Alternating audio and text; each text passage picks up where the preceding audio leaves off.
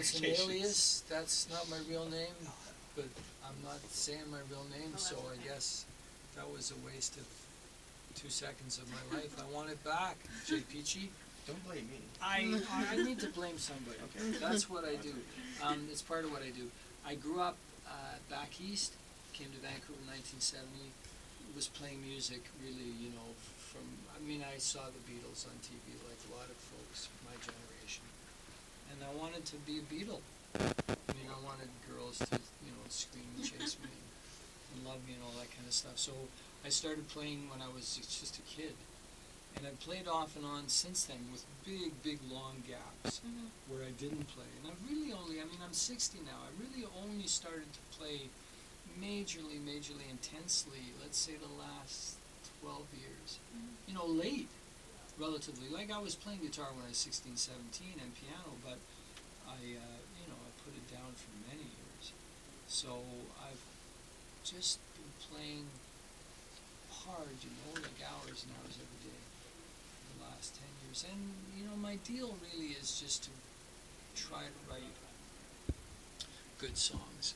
That's my mission. It's just to try to write good songs. And that's a full-time. I have a full-time job. I support adults with disabilities. That's how I earn my bread and butter. But my bliss for sure is this guitar right here. And when you were younger, you also studied musical therapy. I went to music therapy in 1983. What was going on is I was playing music professionally for quite a few years. And I just didn't have whatever it took, like maybe a combination of talent and guts and ambition to pursue that as a professional. So I wanted to somehow keep my hand in music. I wanted to play music, and I was aware of the music therapy program at Capilano College. So I took it, 3-year program, and that was kind of my entry into the work I do now, supporting folks with disabilities. So my sister was in that industry, in that sector.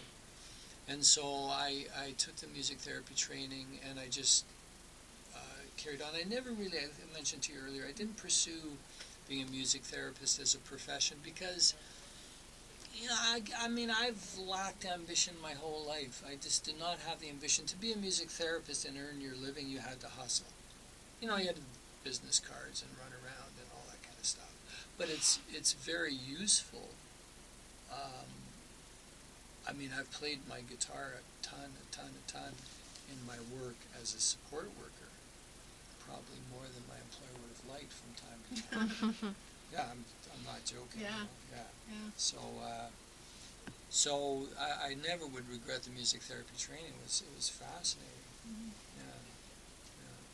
What's the difference between like music therapy and like performing? Like, is the therapy side of it just really kind of clinical, like in terms of? It can be, Jay. It's interesting. I was also saying to you guys before, like when we first, a lot of folks when we entered into the music therapy program, we thought the fantasy was like we'd be doing some very, we'd be doing like musical psychiatry. Nobody was really so interested in doing the kind of tough, grinding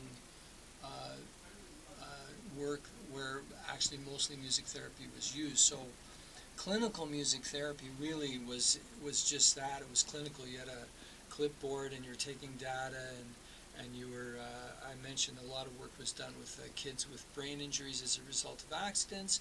A lot of work was done with folks with Alzheimer's, because music literally connects to parts of the brain that respond differently than other parts of the brain. So damaged parts of the brain couldn't respond to speech, let's say, but they can respond to music. It helps with memory and stuff like that.